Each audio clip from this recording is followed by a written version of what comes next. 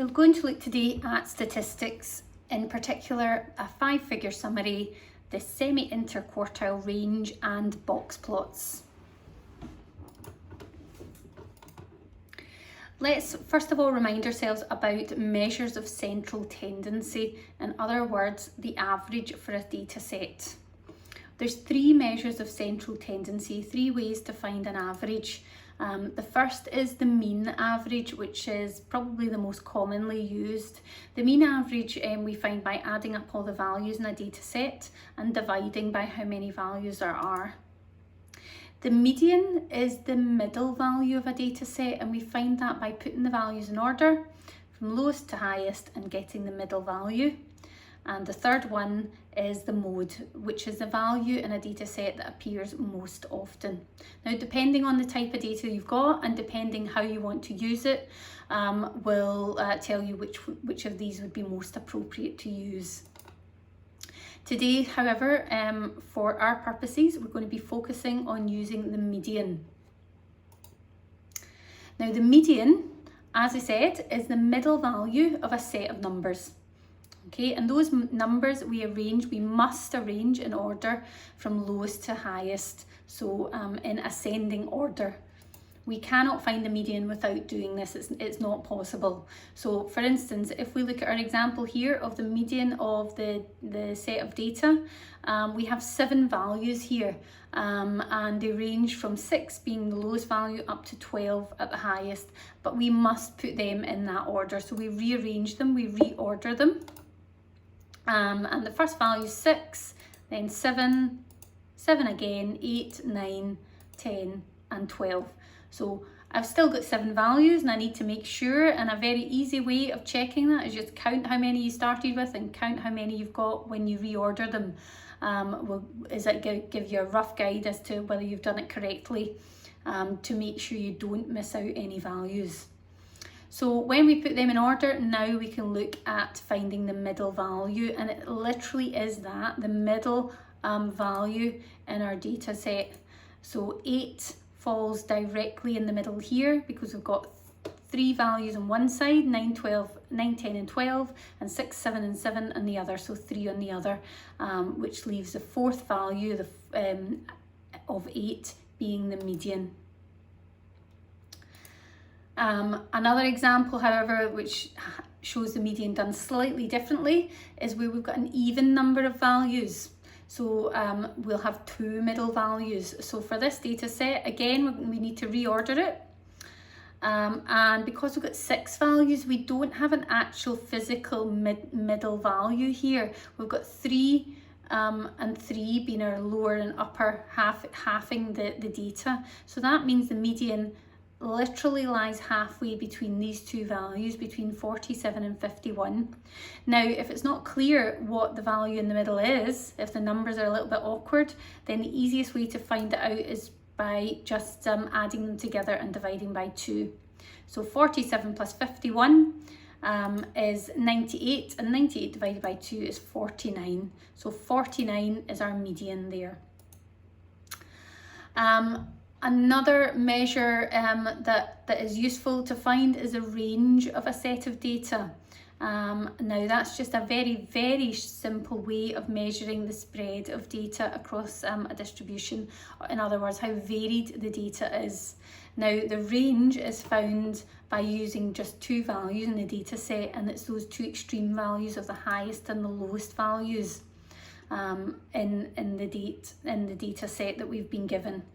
So for a small range, the values are close together, they're similar, and it means the data that we have isn't particularly varied.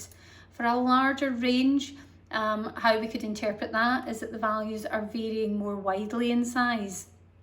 They're less consistent.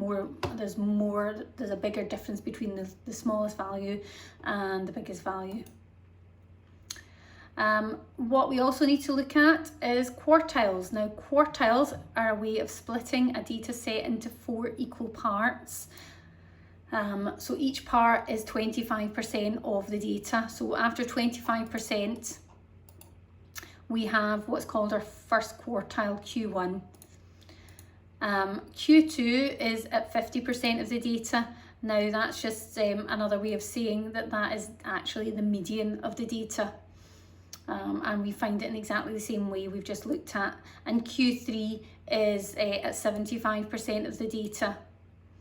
Now, as I said, Q2 is the median of the full data set, but the easiest way to look at Q1 and Q3, Q1 is actually the median of the first half of the data set, and Q3 is the median of the second half of the data set. And we'll have a look at how we go about getting these. So as we said before, the range is a very basic measure of spread, but also not a very good one at times, because if we have an extreme value at either end of the data, then this can skew our data quite a lot and mislead us really in terms of how varied the data is. So it can have a detrimental effect on what we're trying to measure. So another measure of spread we can get, and it's by using the quartiles we just talked about, is what's called the semi-interquartile range, or SIQR. Okay, and that is seen as a better measure of spread, because what happens is we get that from within the data rather than the extremes of the data, so it's less likely to be affected by extreme values. Now, the formula for the semi-interquartile range we get from using the quartiles. Okay, so SIQR, or semi-interquartile range for short, is Q3 minus Q1 all over 2. So semi, remember that word semi means half, so that's why there's a divide by 2 in there. So the interquartile range is Q3 minus Q1, but semi-interquartile range, which is more commonly used, we have to take that value and divide it by 2. You need to learn this. This isn't something that's given to you, you must know it. And the higher the value of the semi-interquartile range, the bigger the variation in our data. So let's look at this in practice as some examples, and we're going to find the median and the quartiles and the semi-interquartile range for this data. Now, as we said, the very first thing that we need to do is rearrange this data in ascending order from lowest up to highest. We can't do anything in terms of finding all of this data that's asked for without doing that first, and we need to be careful when we're doing that. Make sure you don't miss out any values. So when we order the data, I've still got the same amount of data, but it's now in order from lowest up to highest, and check that you have got the same amount of data. It's a very basic check. Add up all of those: 1, 2, 3, 4, 5, 6, 7, 8, 9, 10, 11. 11 bits of data here. We should still have 11 bits of data when we've ordered it. 1, 2, 3, 4, 5, 6, 7, 8, 9, 10 and 11. So we're fine. It's a nice check to do. It's a sensible one to do, just to try and make sure that there's no mistakes being made, that there's nothing being missed out. So 11 bits of data. The first thing to do when we're finding the median and the quartiles is find the median. So the median is halfway along, and because this is an odd number of data, we've got an exact value for the median. It's one of our data values. So we've got 5 values on one side, 5 values on the other, and the median is this number 8 here. Okay, so Q2, or the median, is 8.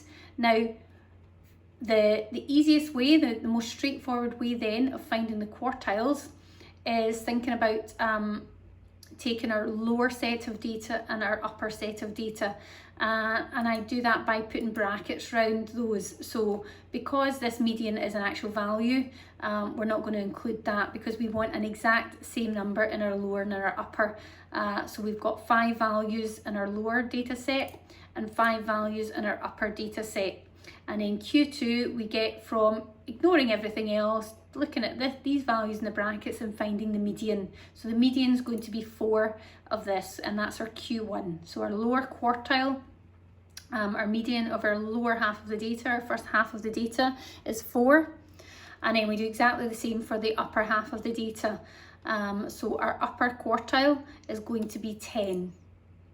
Okay, and then from this, it's straightforward to use our formula for semi-interquartile range. So Q3 minus Q1 all over 2. So Q3 is 10, Q1 is 4, 10 minus 4 is 6. So 6 over 2 is 3. So our semi-interquartile range is 3. Okay, let's look at another example of this. This time, again, we've got a data set, but there's an even number of values in this data set. The first thing we have to do, however, is reorder the data set, making sure that we've got the same number, that we can count the data there. We've got 1, 2, 3, 4, 5, 6, 7, 8, 9, 10, 11, 12 bits of data here. So we should still have 12. 1, 2, 3, 4, 5, 6, 7, 8, 9, 10, 11, 12. And because it's even, 12 divided by 2 is 6. So we're going to have 6 values on each side. So that means our median is going to fall between the 6th and the 7th value.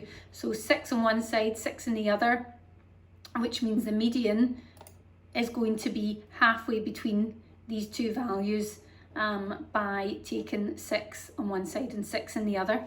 Now in this case, halfway between two values, those two values happen to be the same. So halfway between them is the same value, just using our common sense about that. So the median, or Q2, is 8. If you really want to check, add them together, divide by 2, and we've still got 8. Then we can separate this into our upper and our lower half of data. And because there is no actual median value here, physical value, we've got it between 2, it means we can use our whole data set to put these into our two halves. So 6 values on one side, 6 values on the other. So I'm going to put brackets around them again. And then that means our median of our lower half, or Q1, is going to fall between 5 and 6. Okay, 3 on one side, 3 on the other, which means halfway between 5 and 6 is 5.5. And the same for the upper half, halfway between 9 and 9. Well, there is no halfway, it is just 9. Okay, so we've got our Q1, Q2 and Q3, and we can find our semi-interquartile range. 9 minus 5.5 over 2. So 9 minus 5.5 is 3.5. 3.5 divided by 2 is 1.75 for our semi-interquartile range. So what we use a lot of this information for, and how we can display it, and is in a box plot. So box plots are a useful way of displaying this type of data, and particularly useful if we've got two types of two sets of data or more to compare, because you can see it visually. So let's look at the anatomy of a box plot. So a box plot is exactly that. It has a box, and we've got lines coming from the center of that box out. Now it can also be known as a box and whisker diagram, because of these lines. These lines are the whiskers, but they're specific in terms of the values that we get for our quartiles, and our median, and our extremities of the data, our lowest value and our highest value. So how this is made up is that we have our box is made up of our lower quartile and our upper quartile. So from Q1 to Q3 makes the full box, and then the median, Q2, determines where we put a line, a vertical line in that box. So we just split the box, and then the ends of our diagram of our box plot, or our box and whisker, is our lowest value L and our highest value H. And this is commonly known as a 5-figure summary. So you might see that sometimes, find the 5-figure summary. That means find all the quartiles and state the lowest and the highest value of the data. So L, the lowest value in the data set. Q1 is our lower quartile, or our median of the first half. Q2 is our median of the full data set.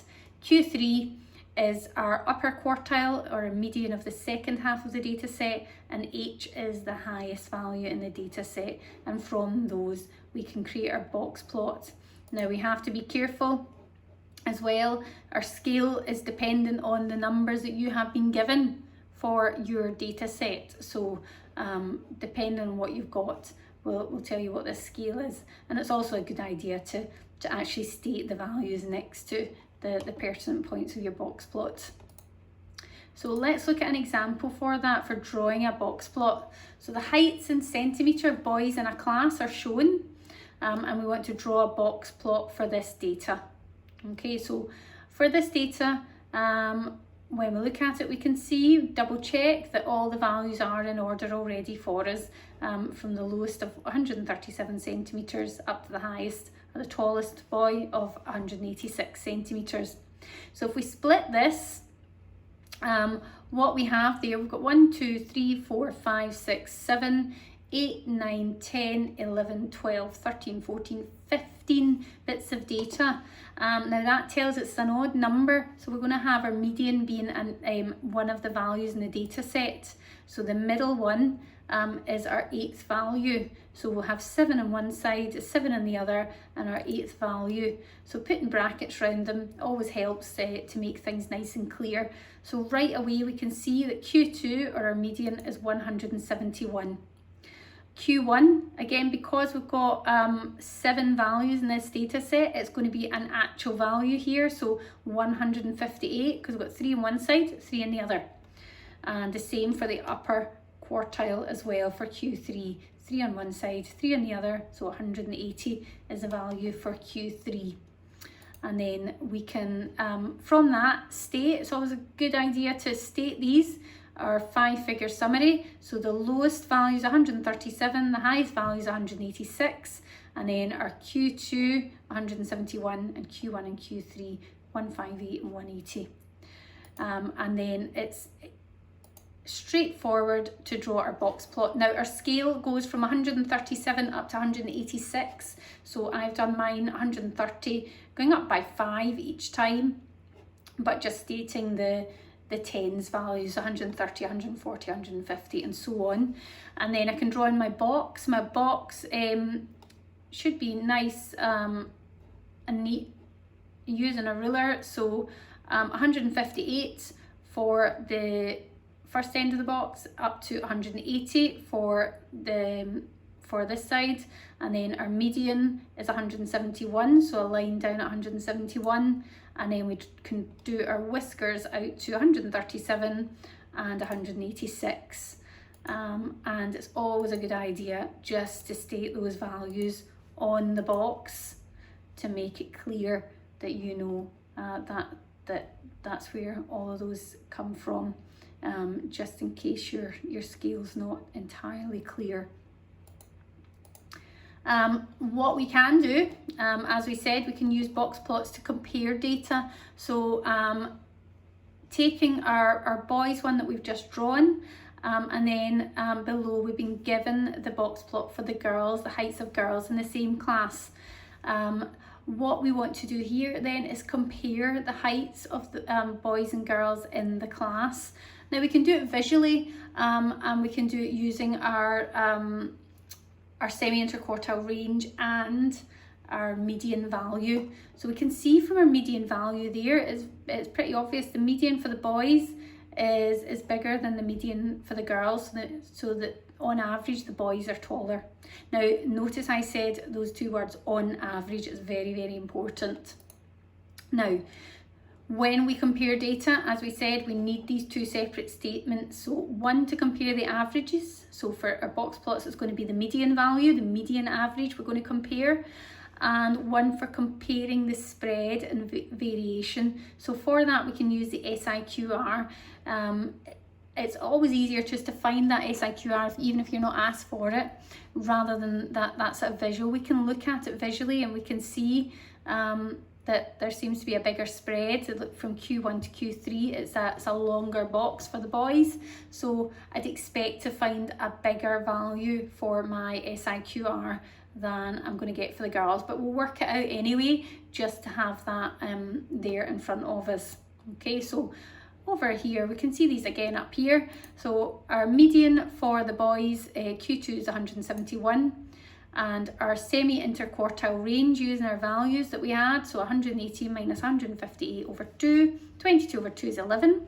And for the girls, our Q2, our median, we can see it here, is 166. So there's 165, 166 for the girls' median. And the SIQR, so we're going to use these two values, our Q3 and our Q1. So 173 for the girls and 155 for the Q1 for the girls, all over 2, so 18 over 2, which is 9. So not much in it, but it is slightly less varied for the girls there. So when we write our statements, we have to be very, very clear. Now, we don't want to be using the words SIQR, we don't want to be using the words median, we want to be talking about the example that we've got in context. So we're talking about the heights, we're comparing heights of boys and girls for this example. So on average, boys are taller. That's what we can say. Not all boys are taller, not every boy is taller, so we can't just say boys are taller. We have to have that on average in there. The average height for the boys is 171 compared to the average height of the girls of 166. So on average, they're taller. And the SIQR, we can use that to compare how spread out, how varied the heights are. So the boys' heights are more varied, because the bigger the value of the SIQR, the more varied the results are. So those results are about heights. So the boys' heights are more varied. The SIQR for the boys is 11, and which is greater than 9 for the girls.